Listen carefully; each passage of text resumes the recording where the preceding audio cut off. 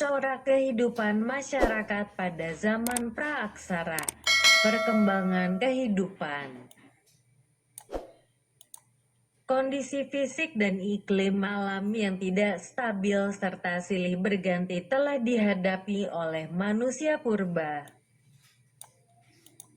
sehingga mengalami perkembangan bentuk lahiriah dan perkembangan akal serta pemikirannya.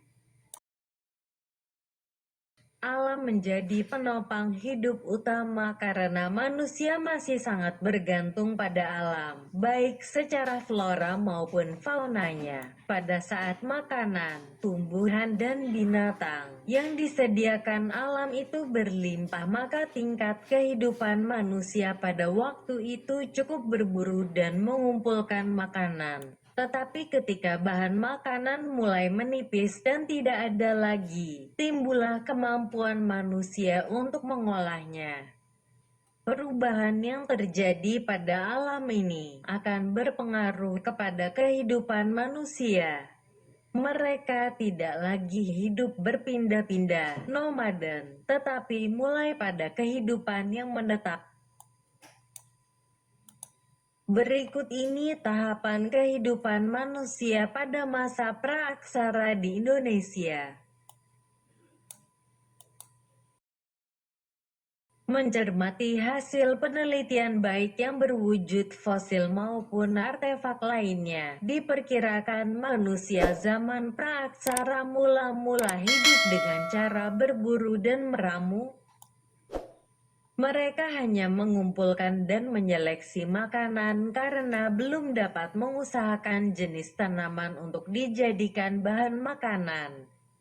Masa manusia purba berburu dan meramu itu sering disebut dengan masa food gathering. Masyarakat berburu dan meramu tingkat lanjut hidup dalam kelompok yang terdiri dari beberapa kelompok. Untuk mempertahankan hidupnya, mereka menerapkan pola hidup nomaden atau berpindah-pindah tergantung dari bahan makanan yang tersedia, dan untuk menghadapi tantangan alam yang begitu keras terutama dari serangan binatang buas, mereka perlu bekerja sama. Tidak mengherankan jika hidup mereka pada masa ini berkelompok.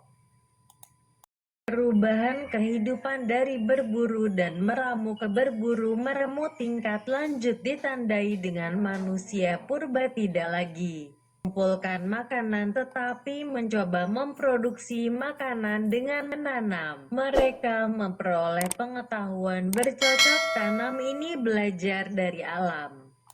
Pada masa ini, manusia sudah tidak mengandalkan kebutuhan hidup secara penuh terhadap alam. Mereka mulai hidup mendiami suatu tempat lebih lama atau semi-menetap semi-sedenter. Di gua-gua atau disebut juga brisuroce. Mereka hidup dengan mencari kerang dan ikan laut. Alat-alat dari batu yang dihasilkan sudah memperlihatkan sisi halus dan terdapat nilai keindahan atau estetikanya serta membuat lukisan pada dinding-dinding gua. Lukisan mereka berwujud seperti kep telapak tangan, babi, kadal, perahu, menggambarkan kegiatan berburu yang berhubungan dengan kepercayaan, yaitu penghormatan terhadap nenek moyang. Bercocok tanam ditandai dengan perubahan tradisi yang semula mengumpulkan makanan, food gathering, menjadi hasilkan makanan, food producing. Masa bercocok tanam adalah masa ketika manusia mulai memenuhi kebutuhan hidup. Cara pembukaan lahan di hutan untuk dijadikan ladang. Masa ini, manusia praaksara mulai hidup menetap di suatu tempat tinggal sederhana secara berkelompok. Masa hidup menetap ini mulai terbentuk perkampungan. Bercocok tanam manusia purba juga beternak hewan seperti sapi, kerbau, kambing, ayam, anjing dan kuda. samping berkembangnya kehidupan sosial manusia, pada waktu itu berkembang juga sistem perekonomian dalam kehidupan masyarakat purba. Masa ini manusia purba telah mengenal sistem kepercayaan.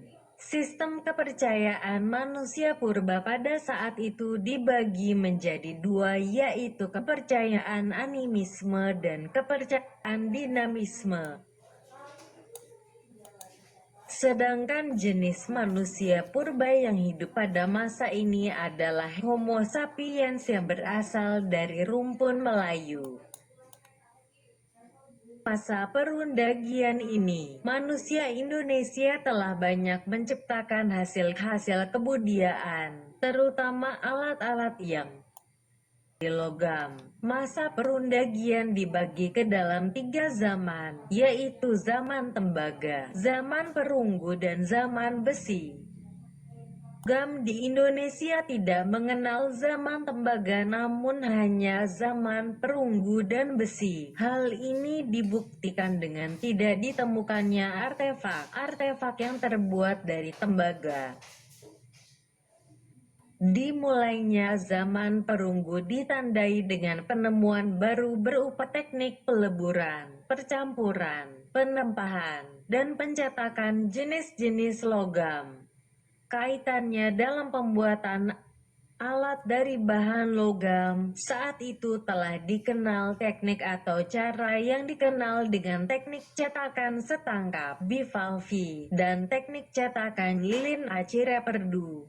Teknik penuangan perunggu tidak hanya menghasilkan ciptaan benda-benda yang sederhana seperti kapak perunggu, gelang, dan mata tombak, tetapi juga pada benda-benda seperti patung, nekara, dan benda bena upacara seperti candrasa yang diperindah dengan pola geometris, topeng, dan binatang. Pembuatan gerabah mengalami kemajuan yang pesat dan tidak lagi hanya dibuat dengan tangan dan papan batu, tetapi telah menggunakan roda pemutar. Kehidupan berburu binatang liar seperti harimau dan kijang juga masih dilakukan. Akan tetapi memiliki tujuan yang berbeda. Perburuan ini, selain untuk menambah mata pencaharian, juga dimaksudkan untuk menunjukkan tingkat keberanian, kegagahan, dan kedewasaan dalam lingkungan masyarakat. Pertanian dan perladangan menjadi mata pencaharian yang tetap, sehingga diciptakanlah alat-alat logam untuk mendukung kegiatan pertanian dan perladangan. Terima kasih. Jangan lupa like dan subscribe.